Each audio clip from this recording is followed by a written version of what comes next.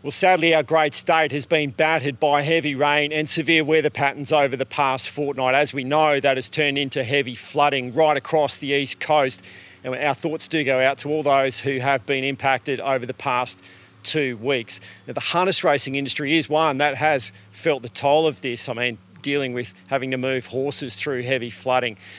What we have seen is people get around each other, and as we know, the Miracle Mile Carnival is one that had to be called off at short notice due to that torrent on Saturday night. Now, this area around Menangle is one that is still feeling the impact and dealing with the cleanup. Bruce, I saw you Saturday night. You're looking at your phone, the Bureau of Meteorology.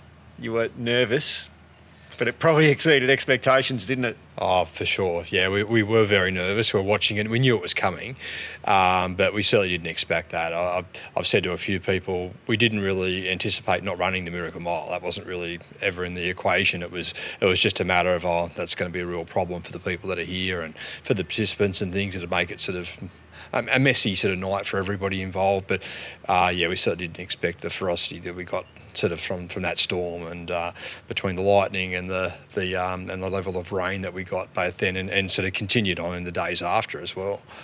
Just talk me through what that impact of that storm ended up being. I mean, the magnitude of the flooding was incredible, wasn't it? Yeah, it certainly, I mean, old timers tell me there has been sort of higher levels of flooding in terms of what they've seen on the land, but they're certainly the highest readings that anybody has for the river around this area. So that gives an indication of how severe it was. Fortunately for the complex, the flood mitigation works that were done when the track was built worked well. So we got no water on the track, nothing into the main part of the grandstand complex, but we did get some damage into the main stables through the garage, horse and hound shop and down into the TV studio. So we're probably fortunate compared to a lot of others around, so I'm certainly not going to complain.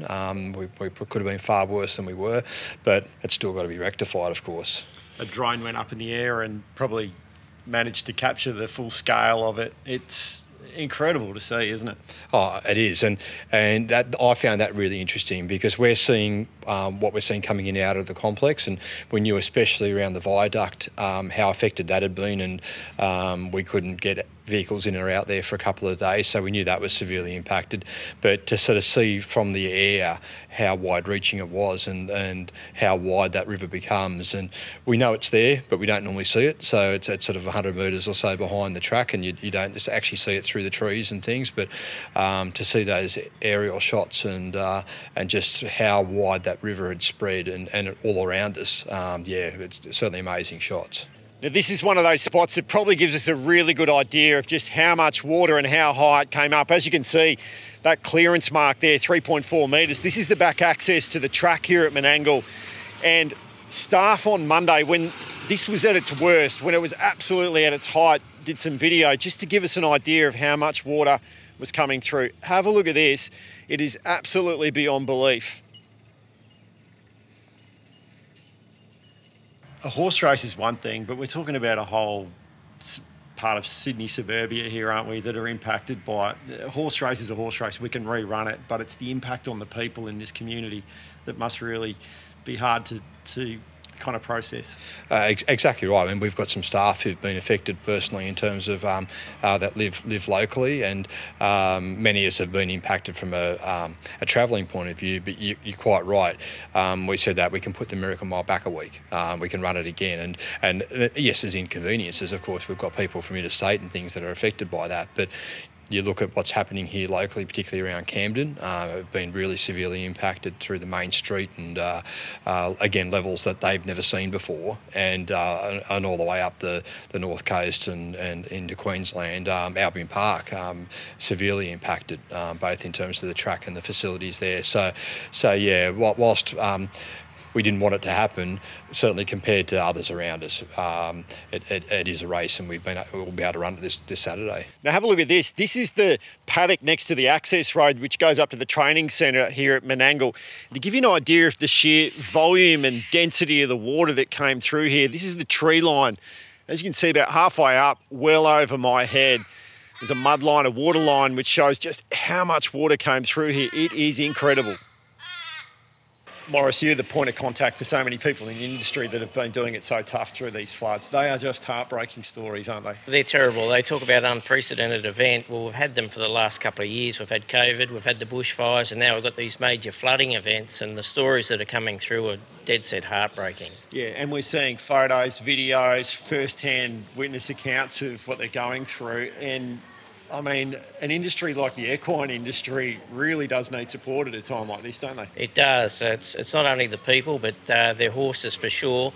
People swimming horses to safety. It's just bizarre, but that's what we're dealing with at the moment. And fortunately, the industry will come together and we'll look after everybody. And what's been the response from people? Because you are the point of contact. I mean, you're fielding a lot of calls from people, aren't you? I am, yes. It's just basically they're pleased to know that Harness Racing New South Wales are prepared to look after them and also that we're there to support them through what they're going through. Is it anything, I mean, what we're seeing is that people in the harness racing community, whether it's even just stabling ahead of an event, they get around and they help each other. Now we're seeing that amplified even to the next level where people are saying, well, I've got somewhere where you can put your horses, or I'll come and help you get them out, aren't we? We are, most definitely. And as I spoke about swimming horses to safety, well, it hasn't been just their own horses. They've pitched in and helped others do that. So, no, it's really good to see. Gee, Kerry, you've done it tough. I mean, 6 floods in 6 years you've copped now? Yeah, we have, 2 in 2 weeks. One last week and it went down, and we thought, okay, we can sort of, start to clean up a little bit, and then we got a phone call saying, no, it's coming back again, and they're expecting it to be higher. So we had, our main horses in our 14-horse barn. We had 12 in there at a time, and we thought they were going to be okay. And then we were working horses on Tuesday morning, and our farrier was there shoeing, and he said, Kez, you better get home. It's coming up. We got home pretty quickly, got all those horses moved within sort of 45 minutes, got the 12 out and loaded, and thank goodness for Emilio Rosati, because he's opened up his yards and paddocks for us. We got them out, and literally within sort of half an hour of us leaving the horses out, it went in the barn, and it just kept coming. It was like, probably rose 1.5 metres, 2 metres in the barn. So the whole barn's got to be cleaned out and whatever, and all the paddocks and yards and everything were gone. They've been underwater for almost a week, now. Some of those photos and that video, it's heartbreaking stuff to see. Yeah, it is. It's, but it's the land, it's the track, it's the gear. Those things you can fix, those you can replace. But, the horses were number one priority. And as I said, without Emilio Rosati's property, just only 10 minutes away from us and him opening his doors, we would have been struggling really badly. How'd you get the horses out? I know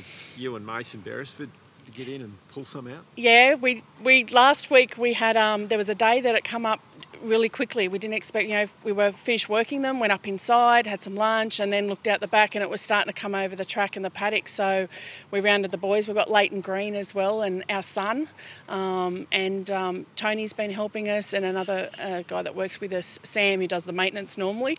We just said we need to get in quick smart and get these horses out. So Mason and I had to go for a little bit of a swim, but the horses, credit to them, the standees, they're so hardy, they just take everything in their stride. They just very calmly walked out through us, and as you saw in the photo, we're up to our chest in water, and they were just nicely, calmly, walking out there with us. So that's a pretty scary experience in itself. That was deep water you were. Yeah, well, it's funny about the first flood we had back in 2016. We had American Dream and Maximizer, one of our trotters.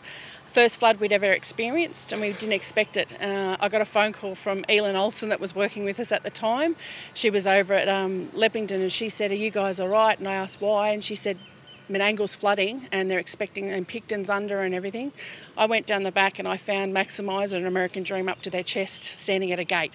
So my son and I walked in, because Dean had a bad knee at the time. My son and I just walked into the gate, clipped the halter and lead on them, and they just walked out, and they actually won. We raced them the next day and they won. So wow. It was phenomenal. That's what I mean, the standees.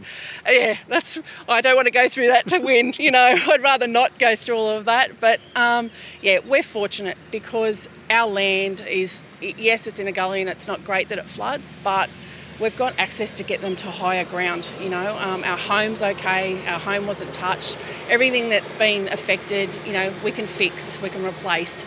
So we're a lot more fortunate than a number of other people that have been really badly affected, their homes and everything. Hey mate, some pretty incredible scenes where you had to pull horses out of the water the other night. Yeah, it was pretty intense. The waters came up so quickly, and so we only had a couple left out in paddocks. We didn't really expect it to come out so quick, so we had to go out there and pull them all through, but yeah, it was all right. Luckily we got them out when we did, because the water just kept coming. When you had a look, what did you see, and what was your first thought? Oh, it was crazy, because that afternoon the water only just started to come up a bit, and then we came out in the arvo and it was just all the paddocks were underwater, so it's pretty intense really. I guess you just instinct kicks in, is it? And just I've got to save these horses. Yeah. So we went down and we looked if we could cut the fence or be able to walk them through the gate. So we ended up being able to take them through the gate because it wasn't too deep. Yeah. And that water was pretty high though, mate. That was up over your chest. Yeah, it was up to my chest, but it's all right. They sort of led the way, did they, or were you? Yeah, they were a bit sceptical once they looked at it, but once they hopped in, they realised that we were saving them, so they were all right about it. Well, Joe and Mary, you hear him in angle because you've got to put your horses somewhere, don't you? Yeah, home is just too wet. We've lost half our track from the rundown down the hill. We just never seen anything like it. Like it was, 4 metres wide coming down the track, and it was a good 8 inches deep. Yeah, so we had to put them somewhere. We can't work them at home. We spoke to a guy to bring in some material to repair the track, and he's not going to get on it for 4 weeks, especially if this rain comes again this weekend. So we had to do something, and that's when I spoke to John Dummersey, and he said, yep, we can fit 12, but we've got a few more horses to bring as well. Yeah. So we sort of, bring what we can. Just heartbreaking, Mary? It is really heartbreaking. Like, we were trying to figure out what we were going to do. We were going to go to Melbourne and stay at Ahmed's place, and then I said to Joe, a better place. I says, why don't we ring John and see how we can go? And everything doesn't really change as much, and we can go forward and we can virtually work straight away. And it's not as a big as move as if we were going to Melbourne. So, and then Joe said, yeah, let's do it. And Joe, what was the worst of your conditions on your property? Oh, definitely the track, but like just walking across the grass, it's you sink 2 inches in. It's like it's never going to dry.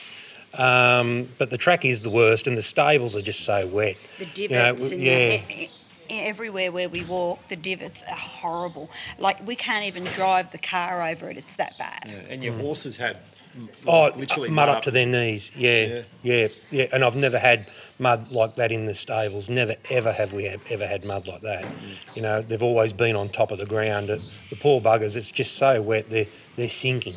They sink to their knees. I don't think it's ever been that high. We have mares and foals, and we had to move the mares and foals because they were going to be right in the middle of it. And it's just come all the way up to the gates, the paddocks. It's horrendous. It's scary, actually. This is the property across the road from the track, Robbie and Kerry Ann Morris's property, Lucky Lodge. Now, by midnight on Monday night, water was up over this fence, and obviously with horses in the property, that was a very, very scary moment for the family. What happened here, mate? Where was the water? So if you probably look at those 2 gates a bit further down, the water come up to there. You couldn't get any further, and you see if there's a bridge about 100 yards down the driveway there, it was completely gone, and the water come all the way up, so you couldn't see a fence line from probably those gates just down there. So from there on, the water come up from the viaduct, and it come really fast, yeah. And you had a horse down there underwater? Yeah, please shut up. He lives in that paddock there, and he was over there sort of near them rails, but they were gone. And to get to him, I had to get to them gates, so we had to go swimming and got him out, and then we had some brood mares that are down in that bottom paddock that were waiting to go, so me and Josh come out, and we got home from Newcastle at like 9 o'clock, and there was no real water to be seen. It was still just down at the viaduct, and everything was fine. And then 12 o'clock I got up just to double check, and it was bad. Like, you could not see. We had to swim from sort of that bridge down there. I couldn't touch the ground anymore. I had to swim down to the next gate and get into that big paddock and then swimming back. But yeah, it was actually a little bit of a, we were lucky because the water wasn't really running, it was just water. So you feel for all them people that get stuck in them terrible floods and the water's rushing and taking everything with them. But yeah, it was still a little bit scary, but we got them out, and yeah, I've never seen anything like it. Yeah. I mean, you have been here a fair while, and it's never been this bad, has it? No, well, that's it. Mum and Dad bought here when I was 5, so I lived here for 25 years, and I've never seen the water like it. Like, every now and again in a big storm, you'll see the water build up a little bit, but it's gone as quick as it comes. But yeah, like that viaduct down there, you couldn't see the whole of the viaduct. Like, it was pretty hairy, and it got right up into Ricky's paddocks across the road, and yeah, it was, and just come fast too. Yeah. Incredible to think that we look out here, it's just all land. You're swimming in it. Yeah, Josh, because each paddock's got obviously a drain that runs underneath each entrance to the paddock, so you sort of had to really remember the lay of the land. When your feet did touch the ground, you didn't know where you were, and a couple of them brood mares, when I was getting them out of that bottom paddock there, you're trying to keep them on the path of where you think their legs can touch the ground, and all of a sudden one would go down and you'd go with them and you'd come back up. But no, it was, yeah, look, it's hard for the horses too, because when the water rises, they couldn't see the fence line. So you didn't want them to get away on you, because if they did get away and started swimming, next minute they swim into a fence. So yeah, it was a little bit hairy, but it's amazing how smart they are. Like Princess Kenny, she's our brood mare, and she's just a beautiful girl, but she just knew where to go. She towed me out of there. I was behind a boat. I just had a lead on her, and she was just going. Once she got up here, I just let her go, and she come up here and started picking. So yeah, it was just one of them things. You got to be careful, but yeah, hopefully we never see anything like it again. We were lucky though, because other than a few of me hay bales getting moved around, like, all the fences were fine and didn't have a lot of damage. Maybe the driveway's a bit cactus. We've got to get that fixed up. Things get fixed up today, but yeah, it's just one of them things. Now, I spoke to Luke McCarthy yesterday, and their Cobbity property was severely damaged by the floods. Their training track copped a lot of damage. Now, he sent me these videos. This is the before of the track, looking at the damage that they endured. And now if we have a look, Luke put about 5 hours work on the tractor into it, and he's got it back to a state where it is now operational again. This is very indicative of what people right across the industry have been suffering over the past fortnight. Now, these are the stables here at Menangle. There is a similar size structure on the McCarthy property at Cobbity. Now, it was fully submerged in the floods, which is incredible to fathom. John McCarthy spoke on the coverage on Saturday night, talked about some of the things they had to endure just to rescue horses. Jack Callaghan told me they were out in boats just to try and rescue horses. Incredible scenes on a rural property. John, have you ever seen conditions like this? Not really, Gareth. Like, we've had a flood before since I've been down here, but this flood was the biggest one we've had so far. And yeah, it's pretty torrential rain out there tonight, so hopefully we don't get another flood. Yeah. Explain the week that you've had. You had a scary moment a couple of nights ago. Yeah, the river was coming up fast, and I don't know why I woke at 3 in the morning and I went outside and I thought I could see the glare of the water, and I thought, geez, that's getting close to up near the house. And I went down, I knew I had mare and foals in the paddock, so I went down to go and find the mares and foals, and before I knew it, I was in water up to my chest. And the two littlest foals, I had two little bling-it-on fillies there, and I'm in the dark trying to find them, and I just seen them, and the two little blings' heads were just out of the water. So, unbelievable. Oh, it was scary, and I had 5 mares and foals there, but we got them out, and it took me an hour and a half to get 5 mares and foals out. But I don't like the look of this sort of rain coming now. Like, the river's gone down a fair bit, but it won't take much to bring it up again. John told a story on the coverage the other night about 3 o'clock in the morning and a couple of 2-year-old foals, 2-year-olds, out there. Yeah. You need to go and rescue. Yeah, it was pretty crazy. That was last week. You had to rescue some, and then it got even worse. Over the start of this week. So we went out there, and actually myself and John, we went on his neighbour's boat, and we were just riding around on a boat over the top of fences and shelters and things like that. So it was pretty crazy, really, to think how much water was actually there. Yeah, that's mad to think that on a farm property, essentially, you're going around on a boat, isn't it? Yeah, exactly. I think John said there was probably close to 50 acres of his place was just completely underwater, and it actually did go through his barns and stables, and it rose pretty quick. So that was a bit unfortunate, but at the end of the day, everyone was still safe and no one got seriously hurt. So that's the main thing. Now, I also spoke to trainer Troy Williams. His property at Windsor completely flooded. It is just heartbreaking to see. Have a look at this clip of some of what he sent me. It is unbelievable to see. Fair bit of water flowing through at the moment. We've got built-in water walkers. It has gone down about a foot, which is positive signs for us here. But pretty much every yard's underwater, and the house is probably about sort of half a metre at this stage. But positive thing is it's going down. Probably a fair bit of clean-up to be done, but at the end of the day, we'll take all the horses to Menangle, and they're at Penrith at current, and the guys there have been fantastic. But we'll head to Menangle, and probably I'm tipping we'll be out for a little while until we can get it sorted. But plenty of water here, and I'm tipping a lot of clean-up. There's a lot of damage in underneath the house, so but it is what it is. The horses are safe, we're safe. There's a lot of other people going through a lot worse. So, but that's our beautiful waterfront views here at Grinnell Lodge. John, just terrible, and obviously unforeseen circumstances that our state and our industry's copped. Yeah, certainly. It's across the whole eastern seaboard, but we'll concentrate on the harness racing aspect. Whilst we're thinking of the rest of the community, we've got to think of our own community, and it's marvellous how, as a fraternity, people have rallied around and helped each other out. Harness Racing New South Wales will come in the next stage. And what do you foresee that next stage will look like? Well, it'll be like it has in the past. We've suffered floods before, and we get in and we help with restoration of tracks. We help with replacement of infrastructure where we can see that it was a real need. There's other things such as bedding, feed that are lost in these floods. That will be looked at as well. And all we can really ask for is those who have contacted us, and many people have contacted us, that they go through the process. There'll be a little bit of time now before these tracks can be restored, because of the fact that the call on contractors will be lengthy, because there's so much other work to be done just within the community. And just so impressive, the mateship and the roll your sleeves up and help each other out attitude, isn't it? Oh, it is.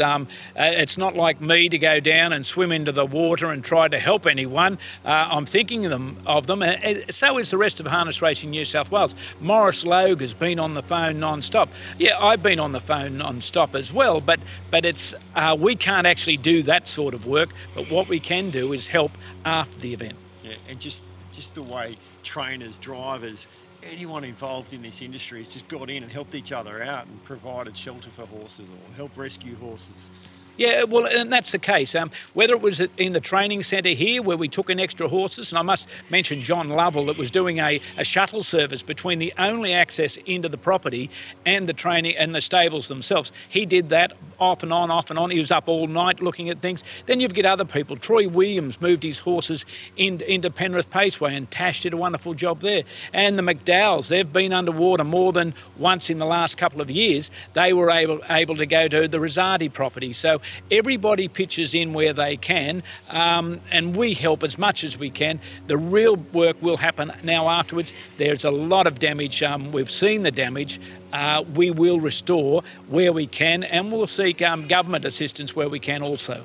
The good news is the Menangle staff have worked tirelessly since this deluge over the past few days, and somehow they've got the track back to a fantastic working condition, and the sun is out. Great signs ahead of the Miracle Mile on Saturday night. Dave, it was only a few nights ago we saw you in the most torrential conditions on television having a look at this track, and here we are, beautiful sunshine, and the track certainly looks in pretty good condition now. Yeah, amazing scenes, Paul. I think I got rain burn on my head that night. It was just blowing and the wind was so severe. The rain was just so intense. Someone said, why didn't you have your umbrella up? I said, because I felt like Mary Poppins, I was going to blow away.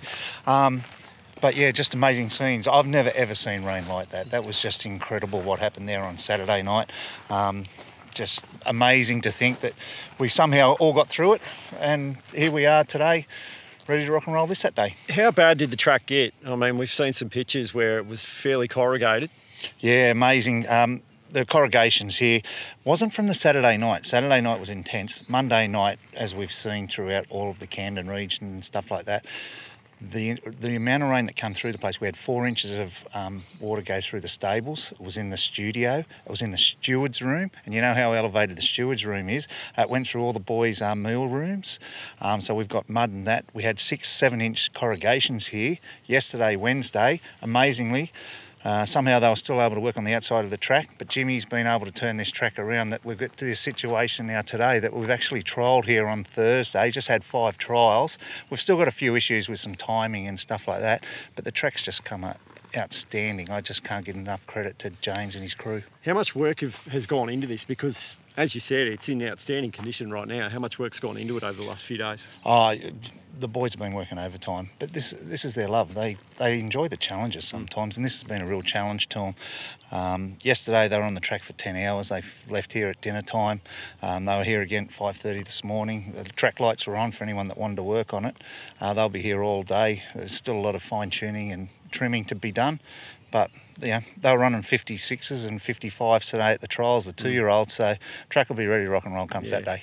Can't wait for this race. I mean, a race that we thought may not even happen there for a little bit there last Saturday, to know that it's about to happen and the track's in great condition, that must feel great. Yeah, and it's good. The horses here in retention, so all the Miracle Mole trainers and horses have all had a look at it. They can't believe where it's up to. Because Luke has been here and seen the damage that was done.